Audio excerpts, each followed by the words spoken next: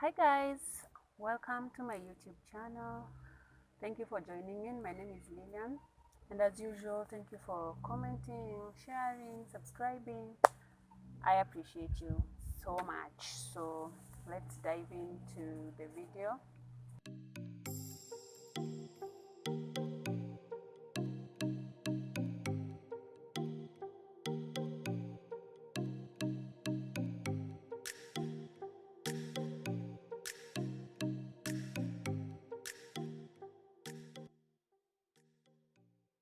It's a new year and people are having resolutions. There are some who want to read more, and there are some who want to start the reading culture.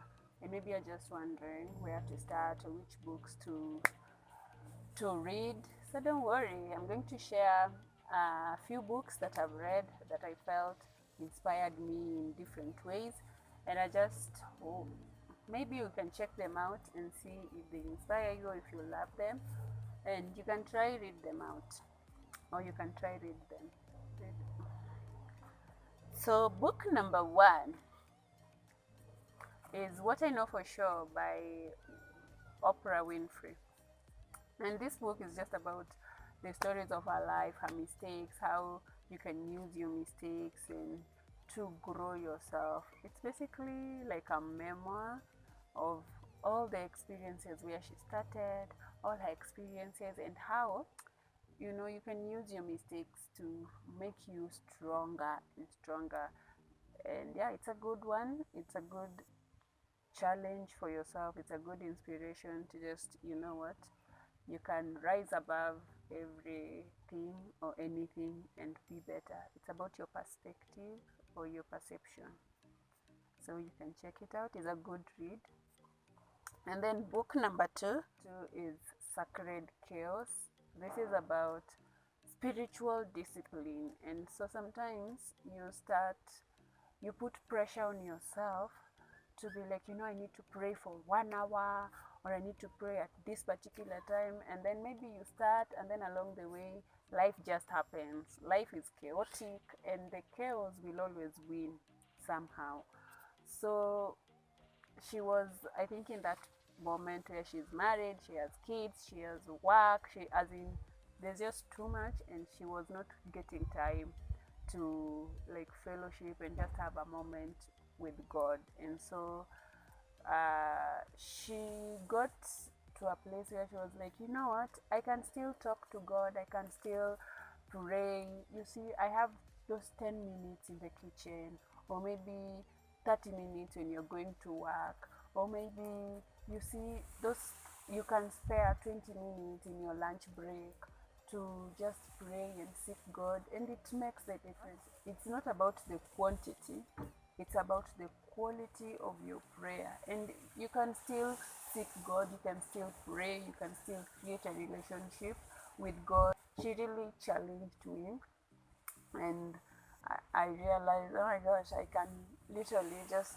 pray those 10 minutes, 20 minutes, 5 minutes, 10 minutes somewhere along the day, and just pray and seek God and build your relationship with God. So it's a good one. You can check it out.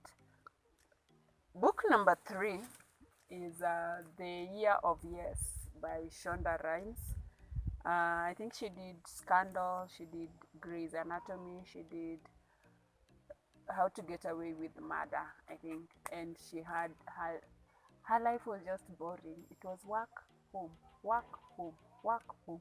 Nothing interesting. And so she made a promise to herself that this is going to be my year of yes. Yes to anything that challenges me. Yes to facing my fears. Yes to, accepting the things that just get me out of my comfort zone. And I think it's a good one since the year is still young. It's a new year. You can read it out and get inspiration, and just embrace the same spirit and say, this is going to be your year of yes. This is going to be the year where you chase your dreams, you pursue excellence. This is going to be your year where you work out your relationship with God. This is going to be your year where you say yes to the things that challenge you. What is that thing that you've been so scared to, try out. And so you can read this book and get inspiration and see how she did it, or how the attitude, I think it just changes your attitude and your perspective of how to look at this. And this can also be your year of yes, and you'll see how your life can change from just small decisions, and small little choices makes the difference, a huge difference in the long run. So it's a good one. Book number 4 is The Scars That Shaped Me, and How God Meets Us in Suffering. This woman, she was sick, she went through bullying, and then she got married, and then so many miscarriages, and then the loss of a child, and then divorce, and then sickness, and then, as in, name it. But what is interesting is just how to see how God gives us His sustaining grace. Because sometimes you go through so much, and you're like, oh God, I know you think I'm strong, but I am not. I am going to lose it if you just don't do something. But God gives us the grace to sustain us in those hard moments. And coming from 2020, 2020 was just the year like, oh my goodness, it was the best year for some people, but for some people it was the worst year. People lost their jobs, their families, their marriages, their loved ones, their houses, their cars, as in, name it. It was loss after loss after loss after loss. And you're just wondering, okay, so how do I even go past this? How like I am as low as it can get. So how do I get up from this? So I think this book will challenge you and stir your heart to keep believing, and it will just show you that God carries us in our darkest moments, and sometimes you cannot feel it, you cannot understand it, but later on, when you look back, you're like, that was God. It was bad, as in, if it were not God who carried me, or His grace that carried me along, I would have lost it. It's a good challenge, it's a good encouragement that, you know what, God is still faithful, even when it seems like nothing is working, everything is at its worst. God is still faithful. So it's a good one to just stir your faith, challenge your faith, and pretty much just encourage you to keep trusting, keep believing, because at the end of the day, God does come through. It might not be when you want it or how you want it to be, but at the end of the day, He comes through. So check it out. Book number 5 is Let God Talk to You. I used to struggle with this thing a lot. Me, I would shut you out if you tell me, God told me.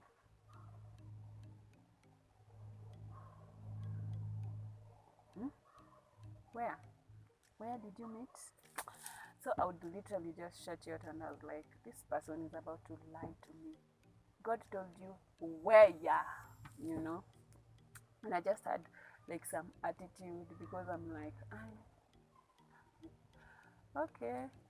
But after reading this book, I think it helped kidogo for me to understand, and that talking to God or letting God talk to you is like a two-way conversation, where I think I was used to, you go for prayer or you start praying, and it's about you talking, and then amen, and you're going.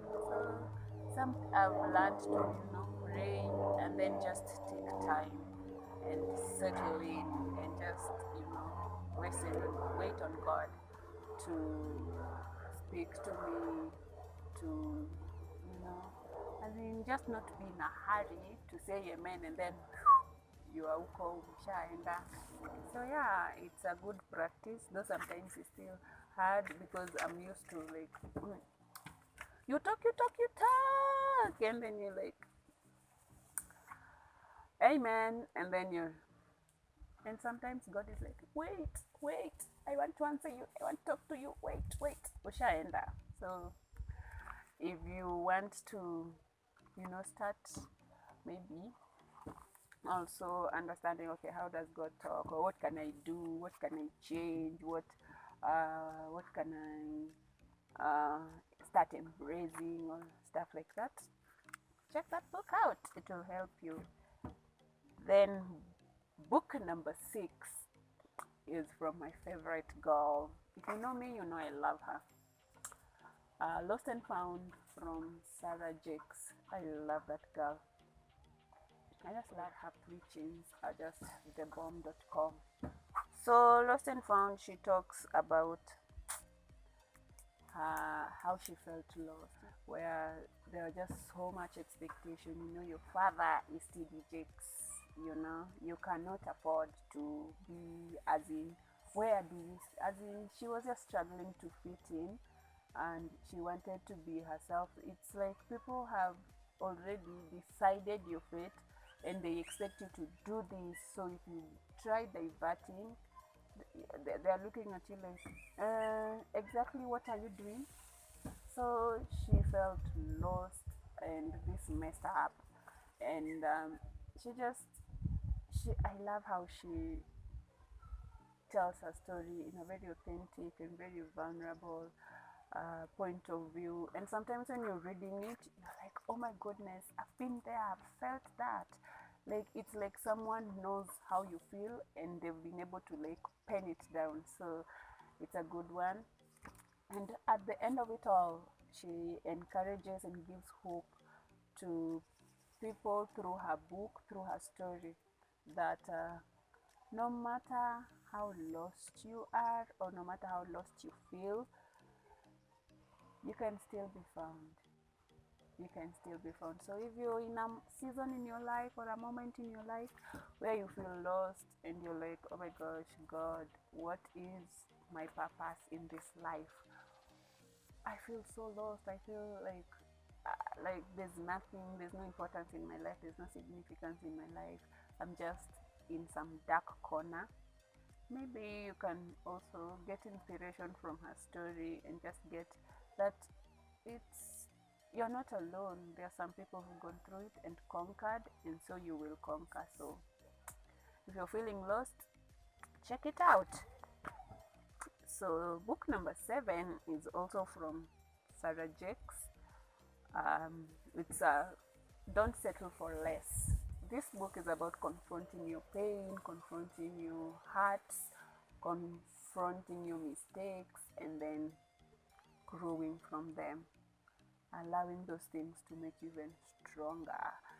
And she goes in depth of her mistakes and what she did. I think she was pregnant at 14, married at 19, divorced at 21. She worked at a strip club, and then don't forget, your dad is like, Bishop T.D. Jakes. So people have expectations, and they're just wondering, okay, But if you look at her life right now, I mean, those things, those mistakes, or those hurts, that is the message, That is her message today, that what,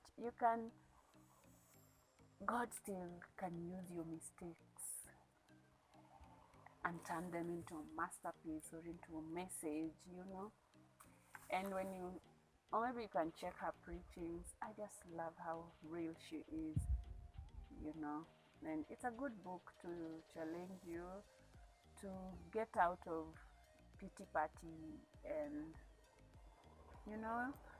mistake, it may happen, there's nothing you can do to change it. So just learn from it and grow from it, and allow it to make you stronger. And this book will encourage you, inspire you in so many different ways. So check it out.